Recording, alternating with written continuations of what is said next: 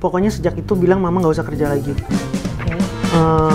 Biar Jojo aja semuanya gitu. Karena aku nggak siap untuk kehilangan dua tiangnya gitu.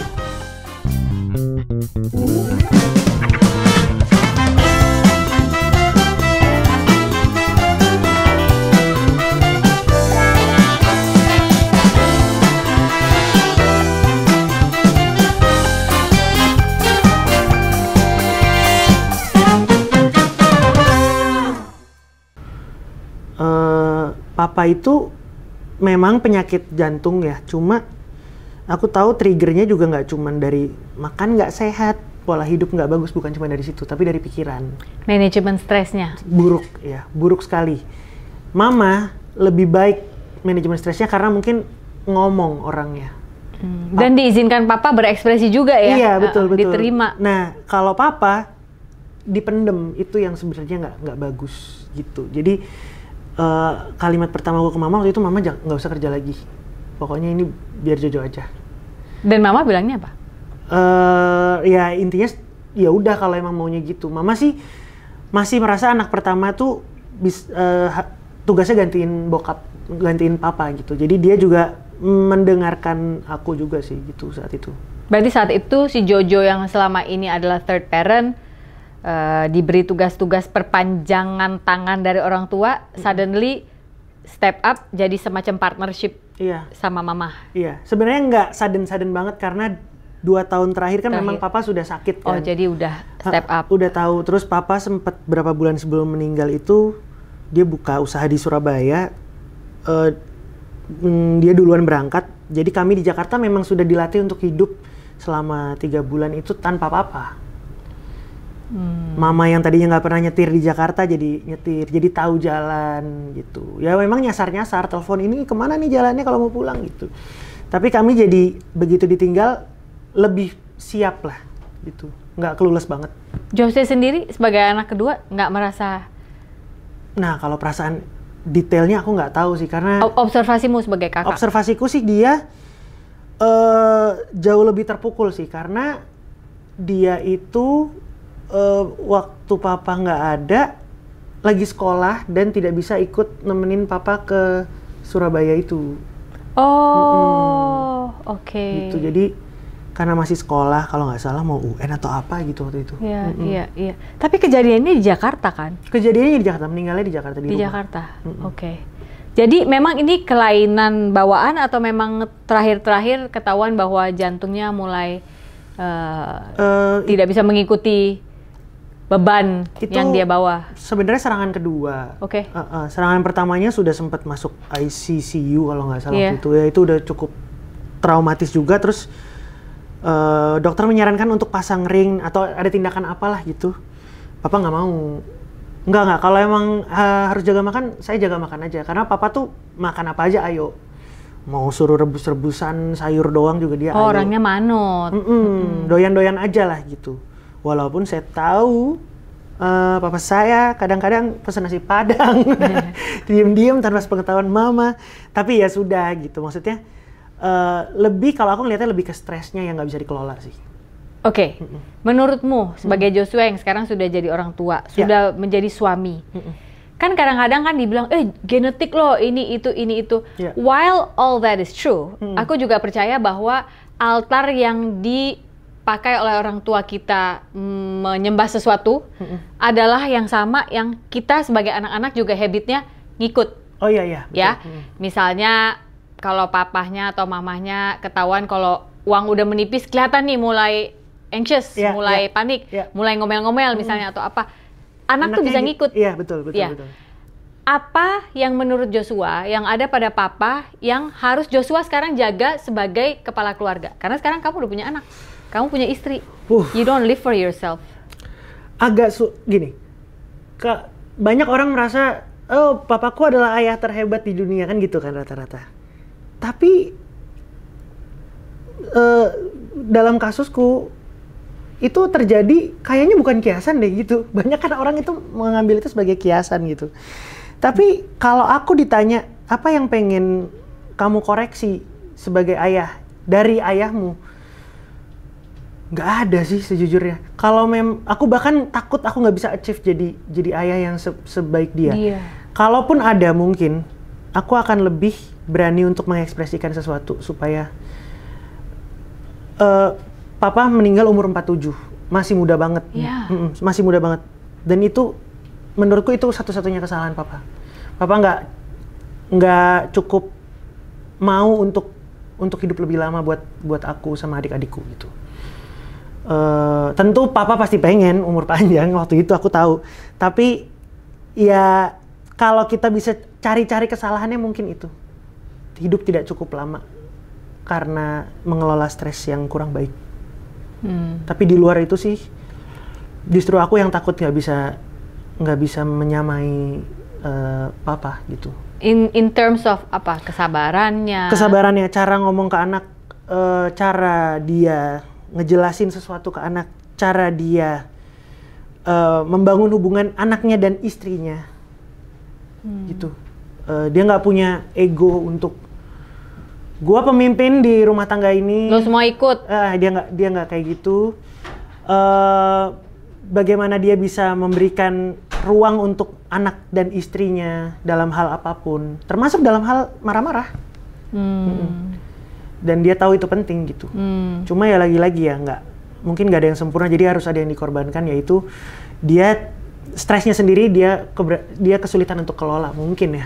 Papa tuh berarti nggak pernah marah ya sama anak-anak atau? Marah, cuma marahnya selalu on point aja. Oke. Gitu. Jadi nggak melebar. Nggak melebar, jelas apa yang dia maksud. Kenapa aku marah tuh dia jelas.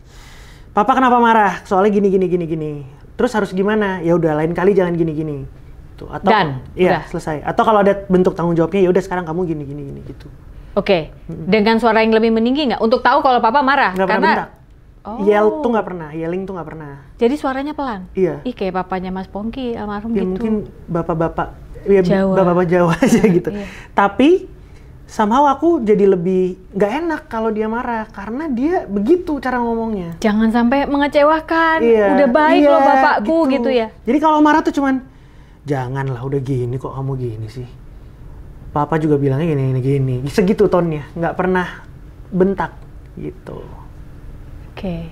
Beda sama mama yang pasti ada merepet ya. Pasti ya, arek Surabaya asli kalau mama kan. Jadi ya perlu juga di momen tertentu perlu juga. Dan perempuan memang lebih kesana arahnya, gitu pasti ya? lebih merepet. Iya. Oh, oke.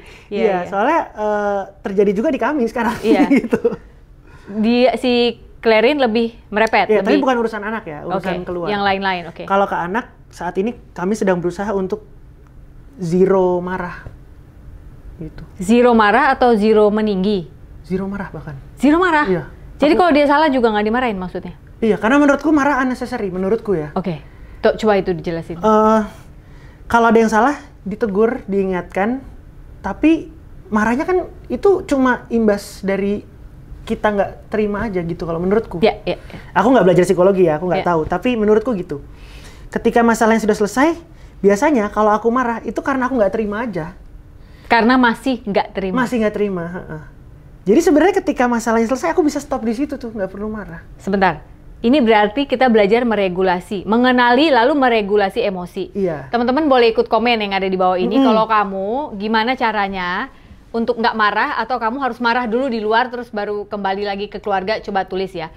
Sekarang gini, kita kasih contoh misalnya, tapi kan anakmu baru 8 bulan ya? Betul, makanya kita nggak bisa ngomong dulu. Iya, karena maksudnya bulan. Kesalahannya juga masih yang memang dia nggak tahu gitu ya. Iya. Tapi katakanlah ini terhadap orang, misalnya pegawai di rumah misalnya, Clarin sama Joshua, ada yang harus ditegur gitu. Jadi lebih memilih untuk gini, tidak marah-marah, tapi boleh marah, atau tidak marah-marah, tidak perlu juga marah, tegur aja, lalu perasaan marah ini kita kelola. Kalau aku nggak perlu marah, kalau aku pribadi. Tapi aku tahu istriku pasti beda. Iya. Nanti kita ada episode dia lagi. Iya, betul. Karena gini, kalau menurutku, misalnya ya, kita datang ke satu bengkel, kerjaannya nggak beres. Ada outputnya, orang pasti marah dong, komplain. Iya. Nggak bisa dong, benerin dong, bla bla bla gitu. Aku mungkin sampai situ aku masih bisa keep up tuh. Mas, ini nggak rapi kerjaannya, boleh nggak kalau dirapihin? Tapi kalau itu terjadi berulang, aku mendingan aku ambil Terus aku cari tempat yang lebih baik, jangan pernah ke situ lagi gitu kalau aku. Jadi si masnya juga nggak ditegur? Kalau dia nanya aku kasih tahu, tapi kalau enggak aku nggak perlu ngerasa ngasih tahu karena bukan ranahku untuk mengedukasi dia. Bener sih, bukan ranahku untuk mengedukasi dia. Bener. Kecuali dia tanya ya. Iya. Misalnya ada isi kuesioner biasa kan gitu kan, atau bosnya misalnya nanya. Bagaimana pelayanan perusahaan kami? Aku akan jawab. Tapi aku bukan nggak akan. Saat ini aku berusaha untuk mengesampingkan ego. Lo tuh harus tahu gitu. Ya enggak, ya memang enggak kesana. Aku juga I'm with you on that. Cuma nggak tahu karena gue ibu-ibu ya yang juga kerjanya konselor, padahal nggak pernah kuliah psikologi. Gue tuh suka ngerasa ini kalau orangnya kelihatan buka celah ya, gue ajak duduk. Mas, gini loh tadi. Mestinya gini. Kira-kira kalau Mas gini. Itu enak nggak rasanya? Gue suka gitu tuh, kadang-kadang Mas Pongki yang, loh itu loh bukan anakmu, bukan ngapain. Iya, nah mungkin aku kayak Mas Pongki, gitu. Mungkin kalau istriku seperti dirimu Kak. Enggak, ya tapi itu tipis sih bedanya. Kayak aku ngerasa kesian, dalam arti, dulu aku akan marah-marah. Karena aku tidak seperti kamu dekat dengan ayah. Aku merasa itu sangat membentuk kehidupan seseorang. Aku punya dulu aku punya masalah daddy issue. Ayahnya ada tapi tidak hadir. Iya, gitu paham. Kalau kamu kan bahkan tidak bisa mencari kesalahan dari ayahmu. If you ask me, I can list down sekarang. Untung aja Tuhan sudah memulihkanku dan aku walaupun jadi nggak penting lah ya. Nggak penting lagi. Iya, malah aku tuh lebih kayak, aduh kalau aku tahu ya ini semua dulu, pasti aku akan get out of the way dan mencari bantuan agar ayahku tidak perlu semarah itu pada kehidupan gitu ya. Tapi kan aku nggak tahu gitu. Nah jadi karena aku merasa dulu tuh aku tidak bisa semesra itu dengan ayahku, sedekat itu, aku ngerasa dulu tuh aku marah-marah. Kalau sekarang tuh lebih ke aku nggak marah-marah lagi. Aku kenali ini marah, aku ajak duduk terus gini loh. Kamu tuh nggak boleh bilang seperti ini. Coba, karena aku ngerasa mungkin dia orang tuanya nggak ada yang ngajarin gitu loh. Nah aku di situ di titik itu, aku pasti nggak peduli sebenarnya. Bukan karena baik, tapi karena nggak peduli. Tapi itu juga bagus, Jo, karena kamu punya healthy boundary. Mungkin ya. Jadi antara malas dan nggak peduli sebetulnya, Kak. Jadi flekmatis dan ya kalau kamu nggak tahu, itu salahmu. Aku nggak punya hak kecuali kamu nanya. Aku akan dengan senang hati. Nah itu Pongki Barata menjawab. Tapi kalau kamu nggak nanya, ngapain juga? Mungkin karena kalau dibalik aku juga nggak mau digituin. Mungkin ya. Mungkin ketika aku nggak nanya, ada sesuatu yang aku nggak tahu nih, terus aku melakukan sesuatu kesalahan, terus dinasihatin orang padahal nggak minta gitu. Ya itu nyebelin. Buat aku mungkin. Iya paham. Karena mostly aku pasti nanya. Ketika aku peka banget dalam hal ketika aku melakukan sesuatu dan nggak bagus, aku tahu banget. Jadi aku pasti nanya. Iya. Okay. Aku nggak mungkin ngelakuin sesuatu yang nggak bagus terus di kepalaku mantap tadi itu bagus. Gitu. Nggak mungkin. Percayalah. Tapi kalau aku ngelakuin dan aku bagus, aku juga pasti pede. Aku nggak mungkin sok merendah. Duh kurang lagi tadi nih, pick me gitu nggak mungkin. Aduh kurang. Nggak kurang. Itu udah bagus banget. Jadi gitu. Ada beberapa film yang aku merasa, aduh kurang banget nih mainnya. Aku nggak perlu pura-pura bagus kalau lagi premier. Jadi ketika ada orang selamat ya keren banget, enggak sih gitu. Aku pasti ngomong dalam hati. Kadang kamu ngomong kalau kenal aku ngomong enggak sih gitu. Sebaliknya ketika ada film yang aku ngerasa aku mainnya cukup baik sesuai dengan standar aku, premier tuh bisa rasanya nggak pengen pulang ketika film selesai. Give it to me. Ayo nongkrong dulu nongkrong dulu. Tell me gitu. Dan aku nggak akan ketika selamat ya mainnya bagus Jo gitu. Aku nggak akan enggak lah masih banyak belajar. Well, thank you gitu ya. Enggak. Aku akan thank you man gitu. Karena aku tahu emang bagus aja gitu. Iya. Stop, but please don't stop. Iya, sebenarnya ada gitunya. Iya. Oh, itu sisi Scorpio-nya itu. Itu tuh ya. Oke. Sekarang kita bicara soal kamu menjadi kepala keluarga. Oke. Awalnya bertemu Clarin ini, itu bikin Regunada itu. Bukan, Regunada justru setelah pacaran. Satu film awalnya. Awalnya satu film. Oke. Film apa tuh waktu itu? Generasi Micin judulnya. Generasi Micin, serius. Serius? Iya, Generasi Micin. Terus? 2018. Oke. Langsung Terasa hangat di dada nggak? Tahun 80-an banget nih istilah gue udah. Aku tuh emang ngefans sama dia dari sebelum kenal. Kamu udah tahu dari mana? Instagram, kan dia emang di Instagram lumayan gede. Oh, kamu udah ngintip? Udah follow? Udah. Jadi awalnya itu aku tahu dia dari Ko Ernest. Malah Ernest? Iya. Jadi suatu hari diriku sedang menjadi komedi konsultan di CTS series yang pertama. Cek toko sebelah series pertama. Iya. Sebagai konsultan komedian. Betul. Okay. Terus momennya apa aku lupa, tapi Ko Ernest kayak, ini gue pengen banget deh ngesting ini anak gitu. Kayaknya kalau main bagus deh gitu. Sambil nunjuk fotonya profile Instagramnya Clay. Oke. Siapa nih cakep gitu. Karena aku memang suka dengan visual cewek yang mudah diingat. Oh ya, dia mudah diingat sih. Iya. Hidup. Jadi ada orang bilang mata, si A cantik, si B cantik. Tapi kalau menurutku susah diingat. Kan ada cewek yang susah diingat. Iya. Kayak lo liat ini, loh itu juga mirip. Loh bukan gitu. Iya gitu. Atau pas nggak ketemu, tadi gimana ya mukanya gitu. Itu aku tuh biasa aja malah. Oke. Kamu harus yang features-nya mudah diingat. Mudah diingat, yang berkarakter gitu. Jadi aku pasti langsung, siapa nih gitu. Follow. Dia masih punya pacar waktu itu.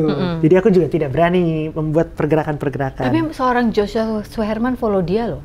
Dia kan tahu pasti. Iya, tapi ya langsung fallback nggak? Justru itu kan biasanya kalau verified kan munculnya kelihatan. Wah gitu. Iya, ngintip story kelihatan. Fallback nggak langsung? Enggak. Mungkin karena punya pacar waktu itu ya. Iya. Mungkin. Siapa lo? Iya. Nah mungkin setahun kemudian Mas Fajar Nugros ngajak untuk bikin film Generasi Micin. Oke. Pemeran utama wanitanya belum tahu siapa. Terus dia nanya, siapa ya Jo, kira-kira ada ide nggak gitu. Ini aja nih Mas gitu. Aku sih suka ngeliat dia di Instagram ya, kayaknya belum pernah main film sih gitu. Lu mau ngasih job apa emang lu pengen kenalan lebih dekat waktu itu? Dua-duanya. Oh iya. Nggak, tapi aku tahu memang Mas Nugros juga akan sepakat.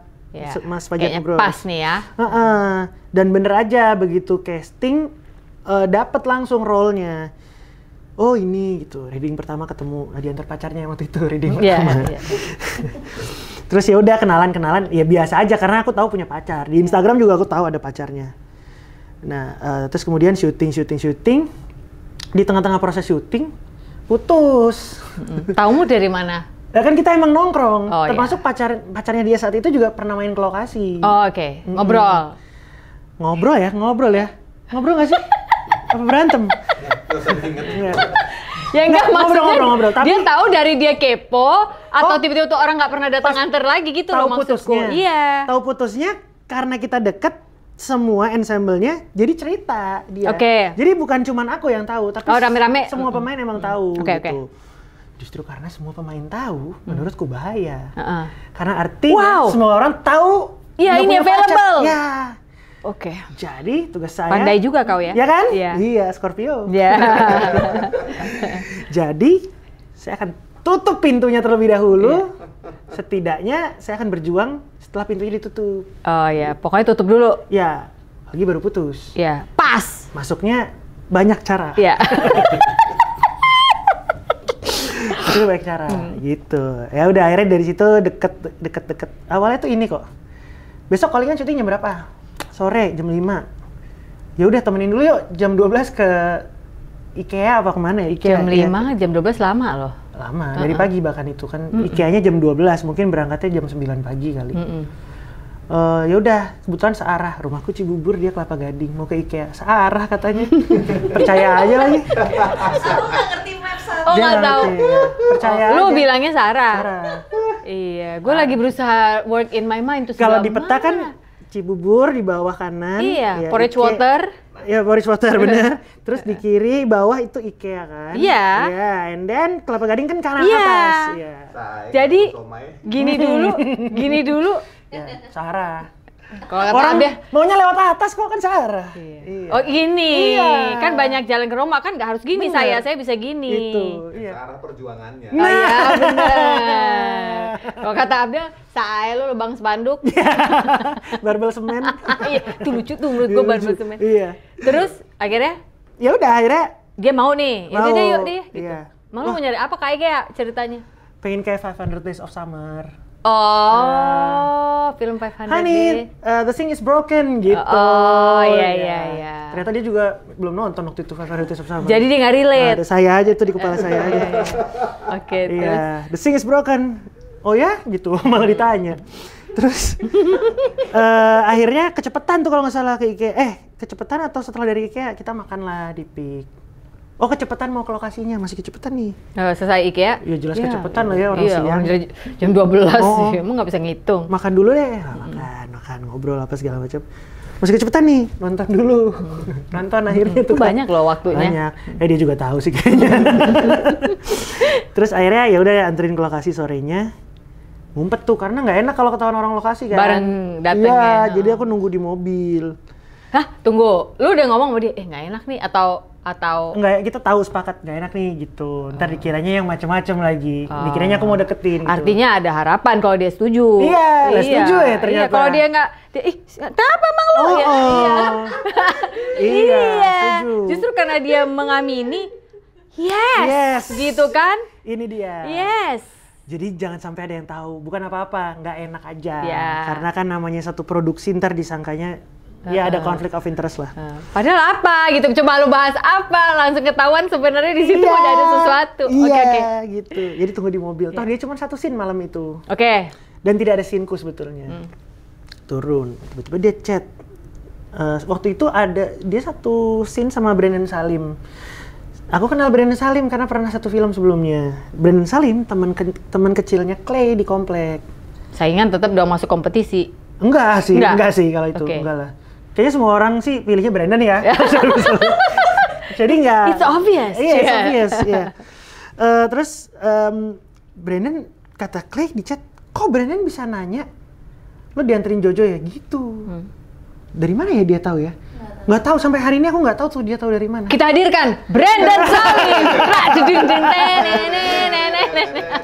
Om Ferry. Caubakan. Caubakan betul. Terus akhirnya ya udahlah kan udah pada ke gap, turun aku.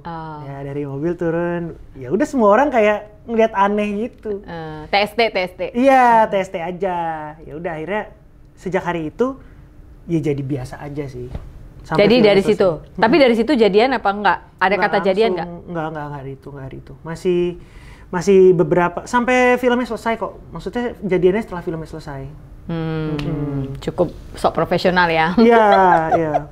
Padahal sih mungkin juga biar selesaiin urusan sama mantannya dulu juga bisa sih. Iya. Lalu dari situ bikin si Regunada itu baru menikah di 2021. 2021 menikah. Regunada itu tentang apa sih waktu itu? Kenapa you think that you have to get together dengan Clay lalu membuat satu duo?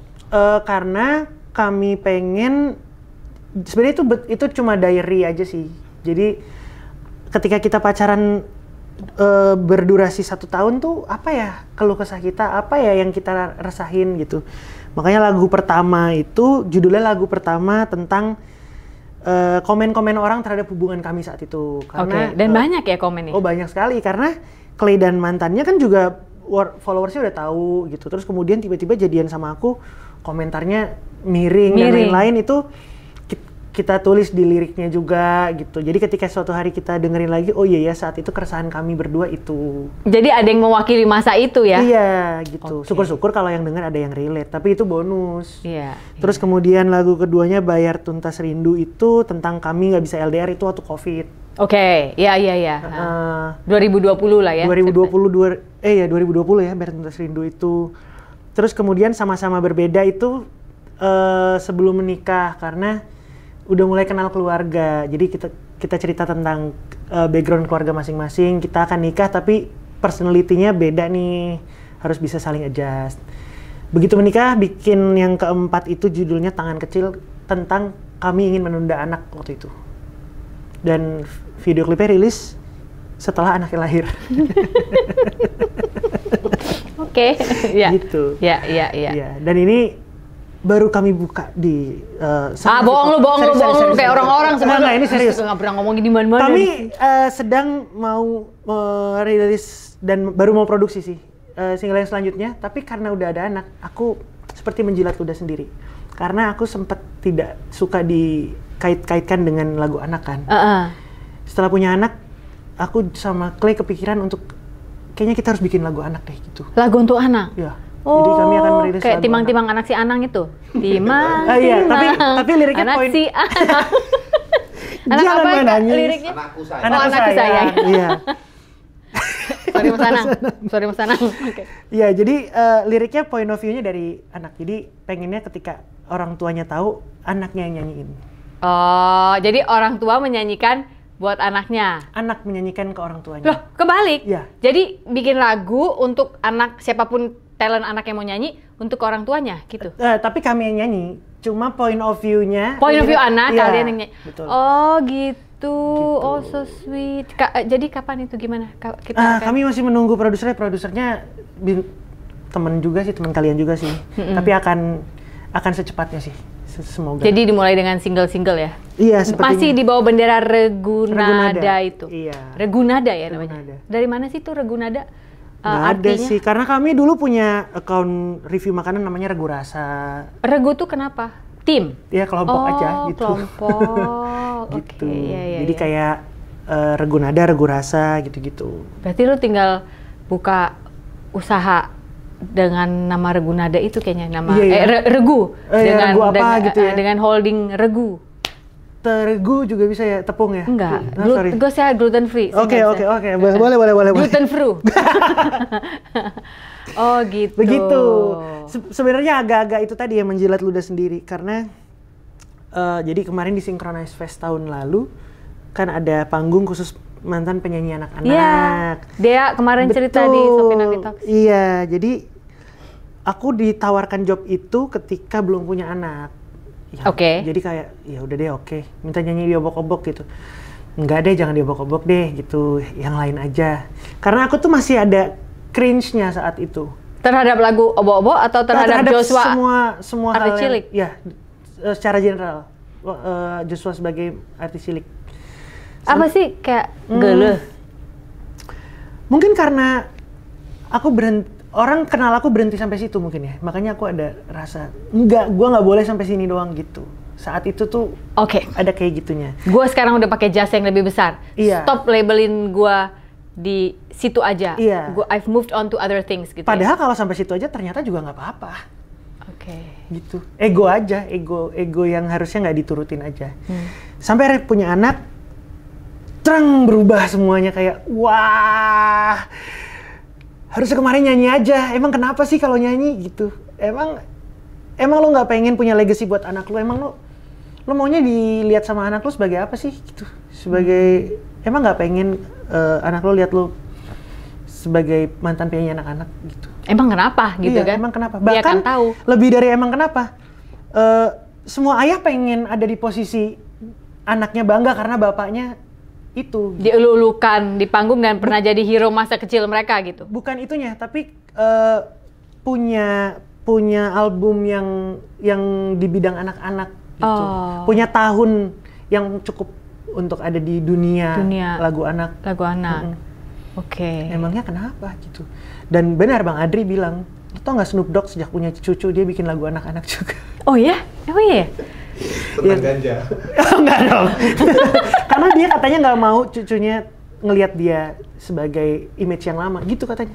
Oh. Itu Bang Adri tuh yang bilang. Nah tapi itu memang beruntungnya jadi seniman ya. Kita bisa mencetak sesuatu karya untuk diingat seperti tadi Regu Nada. Ini waktu LDR nih Mama Papa. Ini waktu Mama Papa dulu berusaha adaptasi ini. Betul. Ini waktu ya itulah yang tadi komen-komen negatif. Lalu buat anak juga akhirnya karya itu kita bisa ceritakan ini waktu ini nih Papa jadi ini gitu. Synchronize bakal ada lagi gak sih? Ada sih tahun ini. Berarti tahun ini lo akan nyanyi? Oh nggak tahu, itu kan kemarin special stage ya, cuman special. Oh jadi tahun ini belum tentu ada stage anak? Belum tentu. Siapa sih Eddie Kemot ya kemarin nih? Iya betul, director show-nya Eddie Kemot betul. Atulah Mot, bikin Mot yang ada stage-nya harusnya iya si Joshua Cenarek nyanyi. Kemarin soalnya memang ya itu masih ego. Jadi ketika hari H itu anakku udah lahir Kak, dan aku merasa anaknya sudah lahir. Tapi ketika di planning semuanya itu kan ketika anakku belum lahir. Jadi aku jadi orang yang sangat berbeda. Jadi nyesel banget gitu. Joshua yang suami, yang lalu menjadi Joshua suami dan ayah, itu jadi orang yang berbeda. Orang yang berbeda dalam banyak sekali hal. Jadi sekarang aku ngerti kenapa banyak banget hal-hal yang pantas dulu papa gini, pantas bapak-bapak tuh sukanya gini gitu. Meninggalkan legacy ya? Meninggalkan legacy, betul, iya. Jadi ngerti, setidaknya banyak hal yang, aduh, ini jadi agak panjang sih, tapi nggak apa-apa ya. Aku tuh sempat merasa,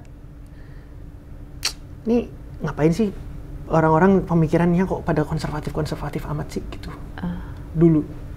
Sampai akhirnya aku jadi ayah dan ngerasa makin kesini emang ada baiknya kita sedikit setidaknya ya. Itu classical approach. Iya. Terus aku jadi lebih religius dalam berpikir setidaknya setelah punya anak. Jadi dulu aku mikir ini orang tua nih nggak asik banget sih gitu. Ternyata enggak. Ternyata itu karena aku belum ada di posisi itu aja. Gitu. Jadi beriman dulu sama sekarang tuh beda banget cara mengertinya gitu. Termasuk Clay, karena ternyata kami berdua ini tadinya juga ya udahlah gitu aja, sekedar pokoknya nggak bikin jahat sama orang, cukup gitu.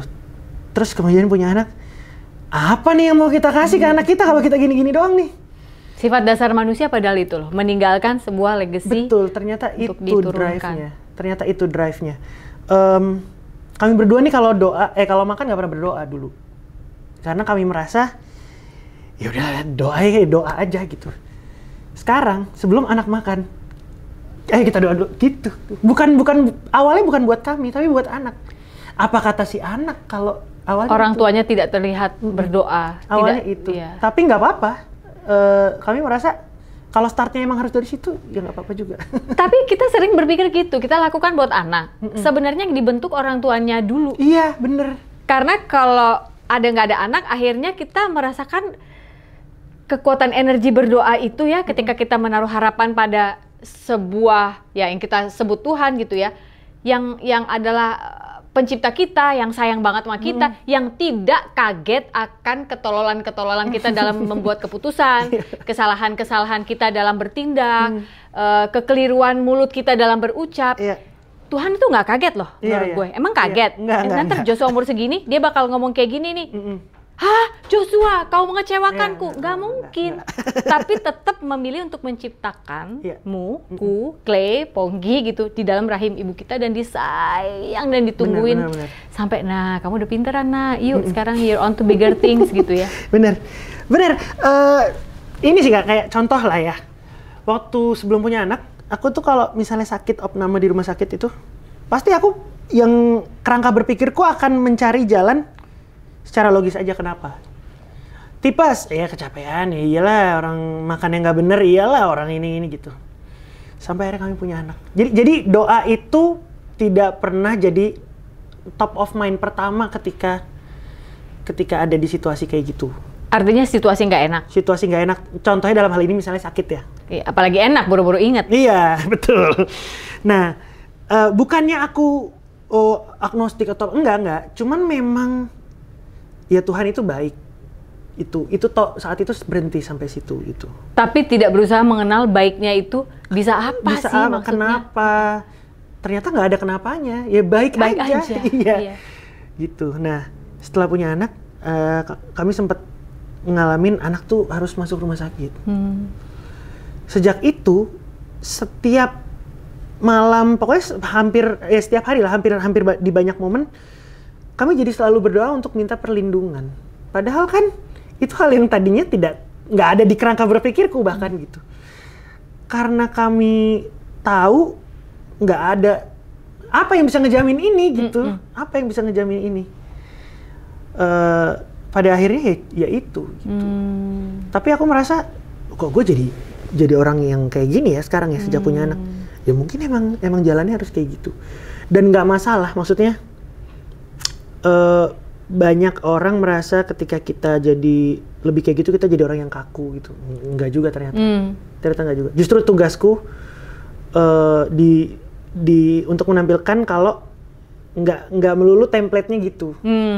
Orang tuh yang seperti ini pasti ini gitu. Enggak juga gitu. Jadi lebih mungkin bukan religius ya, correct me if I'm wrong. Lebih spiritual. Betul. Itu dia. Religius itu dia akan do, kerjakan, karena takut tidak di-approve. Spiritual itu dia akan menganggap sudah dibereskan, Tuhan sudah tahu, saya datang minta pengampunan itu beres, karena Tuhan itu maha baik dan maha pengampun, sehingga saya tidak perlu kerja keras yang ngoyo nggak masuk akal hanya untuk minta approval Tuhan. Betul. Toh kejadian saya di rahim ibu saya itu adalah approval, kurang bukti apa itu? Itu betul. Nah, dan nyambung ke parenting ke anak, aku sekalian mau nanya sih, maksudnya terkait tadi aku berusaha untuk zero marah itu ya. Karena sebenarnya aku merasa aku dan penciptaku tuh begitu. Aku nggak pernah merasa penciptaku marah sama aku. That's good. Iya.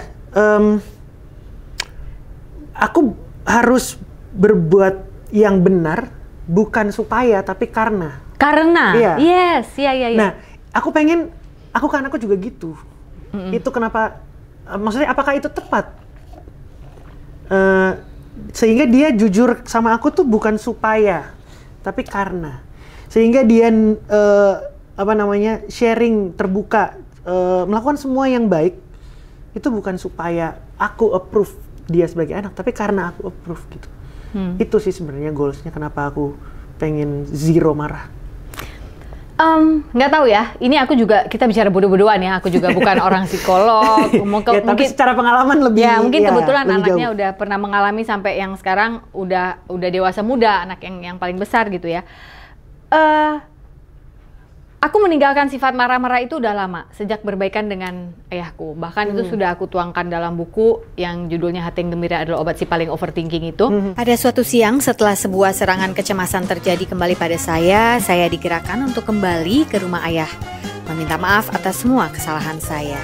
Saat itu, saya menangis sebagai anak kecil yang tidak bisa ditenangkan.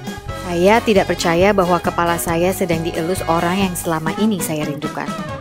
Miracles do happen. Ternyata manusia dapat berfungsi di dalam masyarakat seakan-akan nothing is wrong, tetapi tidak akan bisa bertahan lama. Pertahanan hancur juga lambat laun. Overthinking at its best is happening day after day. Padahal jangan lupa bahwa the truth is, Dia begitu sayangnya kepada kita ciptaannya. Oleh sebab itu, kita memang butuh Tuhan sebagai tempat untuk meminta ampun. Bertobat dalam artian percaya bahwa kita sudah Dia ampuni. Selamat mencerna pelan-pelan teman. I hope that you'll always remember that you are loved. You are not a problem. Buku ini sudah bisa didapatkan di toko buku Gramedia atau toko-toko buku besar lainnya, ataupun secara online. Get a copy of my book today. Jangan di-overthinkingin. See you around guys. Sudah aku tuangkan dalam buku yang judulnya Hati yang Gembira Adalah Obat Si Paling Overthinking itu. Namun aku tahu bahwa anakku harus bisa mengidentifikasi emosi marah. Oke. Marahnya dia atau marah kita? Iya, ketika ada orang marah ke kamu, kamu harus bisa mengidentify ini marah. Karena bahaya kalau dia nggak bisa identify. Bahaya dong. Iya. Nanti bosnya kalau marah sama dia. Iya. Kalau pacarnya pas marah sama dia nggak ngerti. Iya. Lalu dia tidak bisa meregulasi ketika perasaan amarah itu muncul. Karena nggak mungkin, Jo, ada orang yang nggak marah menurut gue. Iya, betul. Itu setuju sih. Iya kan? Cuman marah ke siapanya. Iya. Itu yang Dan bisa. bagaimana metode marah lo. Betul, gimana marahnya. Ketika dia nggak bisa meregulasi amarah itu, dia akan skip satu emotion. Karena menurut gue, yang pernah mengalami grief, duka yang bertahun-tahun gitu ya. Dan bukan karena kematian ditinggal orang yang tersayang gitu ya. Tapi karena kematian karakter diri yang aku pikir harus dimatikan karena orang tuaku tidak approve, khususnya bapakku gitu ya. Ketika dia skip emosi amarah, dia akan lari ke sedih menurut gue. Menurut gue nih, ini gue bisa aja salah. Bener. Karena kesedihan itu adalah amarah yang tidak berani kamu ungkapkan. Ketika belum keinstall marahnya, jatuhnya langsung lu kan lu cari bener, kayak bener. air pasti nyari jalan. Iya. Jadi lu nyari ke sedih. Iya, benar juga sih. Nah dari sedih, kenapa ya gue nggak bisa marah kayak orang-orang? Ntar kalau marah gini, ntar kalau gitu. Ya tapi gue jadi kayak begini banget sekarang hidup gue gitu. And then menurut gue dia akan lari lagi ke kanal yang namanya worry sama fear. Ujung-ujungnya semua itu menurut gue sih fear sih. Iya, benar-benar. Makanya kalau di keyakinan atau keimanan kita selalu ada do not fear, for I am with you. Jangan takut, aku besertamu. Jangan khawatir itu katanya diucapkan 365 kali katanya ya. Iya, tapi sebenarnya enggak. Oh enggak ya? Enggak, sebenarnya enggak. Sebenarnya aku udah bukan gue hitungin, tapi I read other books itu yang ternyata enggak itu gitu. Enggak seperti itu, tapi ketika dia menjadi fear, rootnya itu semuanya fear, termasuk ketika dibilang bahwa do not worry about a thing, bawakanlah itu dalam prayer and supplication itu. Semuanya itu rootnya fear. Ketika kita punya fear, berarti kita punya shame yang harus kita tutupi, yang adalah sifat dasar manusia dosa. Dari situ juga kita punya amarah, karena kita merasa kenapa gue ulang-ulang terus nih, the same sin gitu. Lalu dari amarah itu, ya itu ketika tidak dirasakan berkembang lagi, atau dia mengerak jadi sedih. Kenapa ya gue begini banget jadi orang? Mati aja deh gitu. Nggak ada gunanya. Sih, tapi itu. Ya kan tuh muter tapi. Iya benar-benar. Gitulah ceritanya. Iya ya. Berarti seharusnya mungkin aku akan approach ke anakku itu, dia harus tahu marah tapi marah yang terkelola kali ya. Iya sih, mungkin gitu ya. Mungkin aku akan marah dalam sebagaimana ayahku marah ke aku sih. Iya benar. Ayahmu itu udah contoh paling baik tuh menurut aku. Ayahmu tuh baik banget soalnya. Pernah lihat video nggak, Mas Duta marah-marah yang waktu show-nya di stop? Duta Shalom Seven? Iya. Gimana dia marahnya? Berapa tahun lalu? Ya itu kayak papaku kalau marah gitu. Gimana?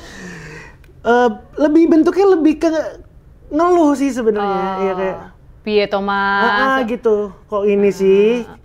Boya ininya nanti gini aja gitu. Iya. Nah, mungkin aku akan di situ. Karena aku nggak punya kapasitas untuk yang meledak-ledak juga sih. Tanpa bermaksud mengoreksi Duta atau ayahmu ya. Tapi kalau kamu tadi pertanyaanmu terhadap aku sama Mas Pongki, aku sih mengeluarkan kata-kata, ini mama bicara begini karena mama marah. Jadi ada kata-kata bahwa ini mungkin nada gue gini, tapi aku marah gitu.